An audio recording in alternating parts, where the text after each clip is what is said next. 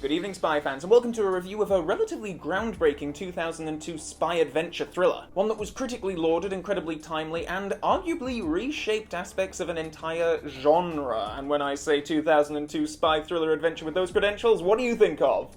Oh no, I'm talking about the 2002 spy adventure without the giant laser, though it's an easy mistake to make. I'll get into talking about Bond's reaction to Bourne appearing on the scene in a little bit, but yes, in June of 2002, The Bourne Identity was released in theaters, starring Matt Damon as the titular Jason Bourne, a character suffering from amnesia, who sets about on a journey to rediscover himself while along the way realizing he was part of a covert CIA conspiracy. I'm not sure if this film still feels as big a deal to audiences who were perhaps discovering it 20-odd years after it was first made, but I remember Bourne was around and referenced a lot in the mid-2000s. Admittedly, this perhaps relates more to the next two sequels than to this first film in the series, but certainly in its own genre, The Bourne Identity felt like something really exciting and different compared to a lot of other action thrillers from the time, and it's no coincidence that after Bourne we get Casino Royale, Batman Begins, franchises redefining themselves to a more down-to-earth and, dare I say, realistic place. The Bourne Identity opens with the body of Matt Damon floating in the water. He is rescued by a boat of passing fishermen who tend to his wounds, discovering a laser pointer embedded in the man's body and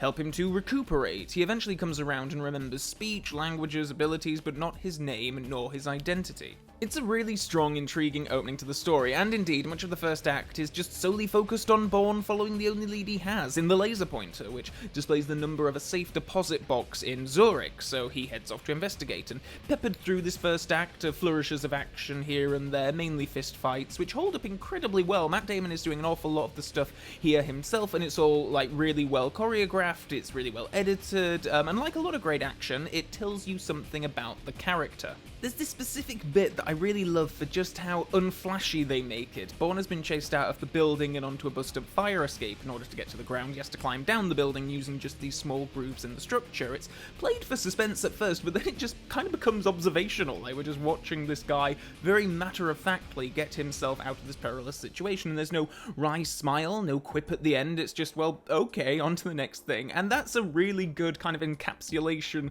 of the Bourne character, just this absolute matter-of-factness. Indeed, I think this kind of sums up Bourne's whole character, in this film at least. It's a very understated performance, but that's not saying that it's without emotion or depth, or that you don't care about him. I think it's a testament to Matt Damon's performance, and indeed the direction that the character is engaging as he is, despite being relatively muted. It helps that Matt Damon has a bit of that boyish, everyman quality to him here. It just feels very real and grounded, his performance, that is, and when he does kick butt, it's very much like a switch is flicked in his brain, and the cool action stuff he does is all very matter-of-fact, and this ends up being an element of the story later on, of course.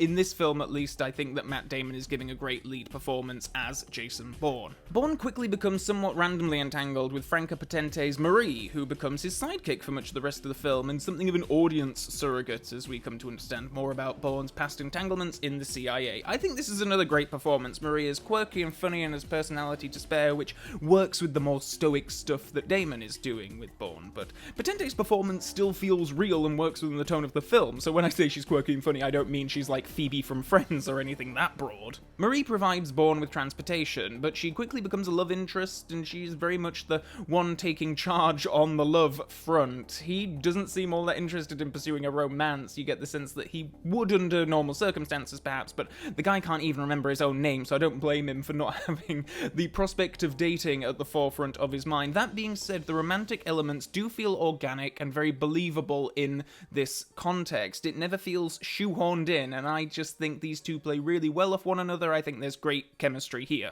The film's second act largely takes place in Paris, and is definitely my favourite chunk of the film. It features one of the action sequences that I think the film is best remembered for, where Bourne must fight an assassin, and he uses a biro as a weapon, and again, saying something about the character, the fact that he's using this very everyday implement. It shows that he's resourceful, he can improvise with what's around him, and this more than anything else feels like a statement. Like, you're used to spies with all of these gadgets, and this guy just needs a pen to kick ass. Similarly, probably the biggest action sequence of the film takes place in Paris, and it's a car chase through the city and Marie's beat-up Mini, and it's terrific, a wonderful sequence, largely shot by second unit director Alexander Witt, who would be employed in that role in 4 of the 5 Daniel Craig Bond films thus far, so he gets all the props from me. Despite using Paris as a location, there are very few postcard shots. Like, the landmarks pop up here and there. It's almost as if it's just to remind the audience where the characters are more than anything else, but it goes along with the realism vibe here. Like, this feels like a Paris that I visited. They don't focus, like, solely around the Eiffel Tower or the Seine, and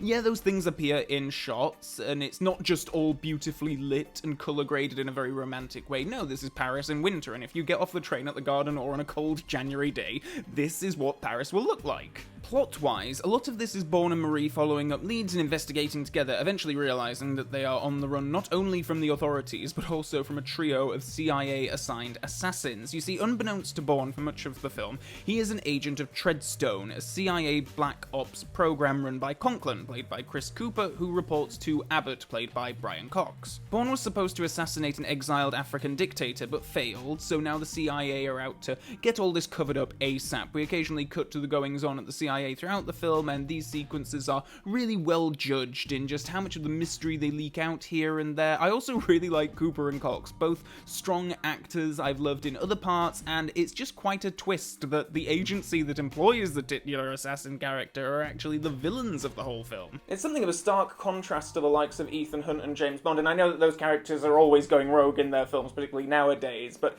certainly in the older films, Bond in particular, like, he's doing his job for Queen and country and saving the day. He's a government agent, whereas Bourne is kind of working against his own government. And yet, while I may be overselling it to refer to them as villains, I do think that this film treads something of a grey area with regard to Bourne's antagonists and opponents. They are assassins sent to kill him in a couple of places, and these guys, one of whom is played by Clive Owen, represent what Bourne was prior to his amnesia. And while they're clearly out to kill the protagonist, Owen in particular is given a relatively sympathetic death scene. It's more the stuffy bureaucrats who are the antagonistic figures here, and these assassins are really just tools, professionals doing their jobs rather than involved for any particular personal stake. The sequence involving Clive Owen where he and Bourne are shooting at each other in this really remote location where Marie has taken Bourne to hide out is another of my favourite sequences in the film, and in a lot of ways it feels like it should perhaps have been the climax. I think as the film heads into its third act, the final 30 minutes or so feel a bit loose and lose a lot of the momentum, which I think is otherwise excellently handled until then. In the behind-the-scenes materials, director Doug Liman and other members of the cast and crew talk about how the ending took on a few different forms throughout production. At one point they were planning a much bigger ending involving explosions and whatnot, but the film was in production when 9/11 happened, and that event certainly made them think twice. So we brainstormed for a week, 10 days, and came up with a really very similar ending in a way to the resolution of the film, but very different, and it involved an explosion of a gas station, and it was very elaborate, but it was really cool. That was around the beginning of September, and then 9/11 happened. We all had to take a step back and reconsider everything, and I think everyone in the movie business did. Everyone pretty much accepted that explosions in movies were over, that there would probably never be another film that had an explosion in it.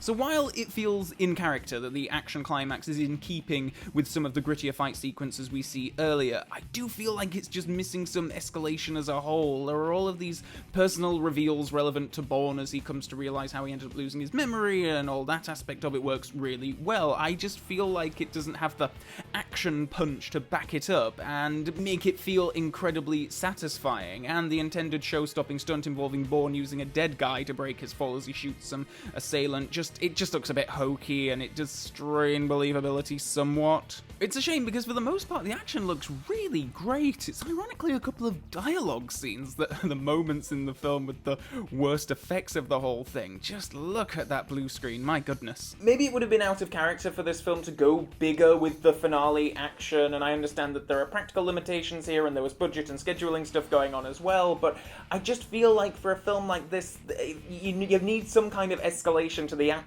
when you get to the climax, right? And this film doesn't have that. I think it peaks too soon. I would also have liked to see more of Julia Stiles' character, or just the character just matter more. I know that this character does come back in the sequels, but if the Bourne Identity had stayed just a one-off thing, then she'd feel really out of place, and more because the actress was quite known at that point. She'd already been in a fair few things, and even when I saw this not too long after it first came out, even I was waiting for the moment when her character was going to do something that mattered, but I guess it's a small thing. Ultimately, though, I had a great time revisiting the Bourne Identity. It's the first time in a few years that I've seen it, and I think it holds up really well. I don't know if this film or this series is even really on anyone's radar so much anymore. I feel like Mission Impossible is the more hyped spy alternative to Bond these days, but back in the mid-2000s, this series was definitely experiencing its heyday, and its down-to-earth, gritty, more realistic nature definitely caught up in some of the immediate post-9/11 aftermath zeitgeist, and went on to be incredibly influential. The 007 series was obviously taking a leaf out of this film and the sequel's book when it came to rebooting with Daniel Craig, going so far as even poaching a few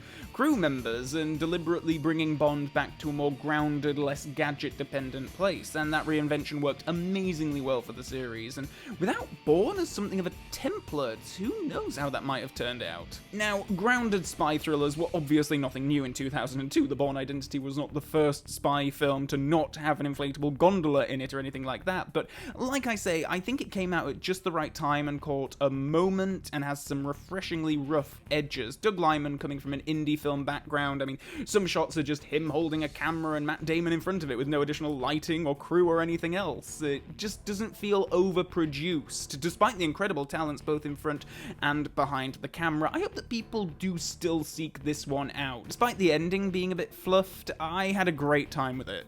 I hope I get to reviewing the sequel films on this channel at some point, because I remember having a more mixed reaction to those. I don't think I've seen Ultimatum since in cinemas, and obviously we have to get to the Jeremy Renner one, because what would a spy franchise be these days without Jeremy Renner potentially coming in and taking it over? But yes, if you want to vote on future non-Bond films that I review on this channel, do head over to my Patreon page for more details on that. Also below are links to my other social media accounts, my Facebook page and my Twitter page, and also if you scroll down and you've enjoyed this video, you can click the subscribe button to stay up to date on future video uploads, and hey, if you really like the video, why not click the like button? And of course, let me know your thoughts on this film in the comment section below. I'm curious to know if people even have that great a memory of it or still go back and rewatch it. I feel like it shined very brightly for a period of time, this series, and then maybe the last two films kind of tempered some of those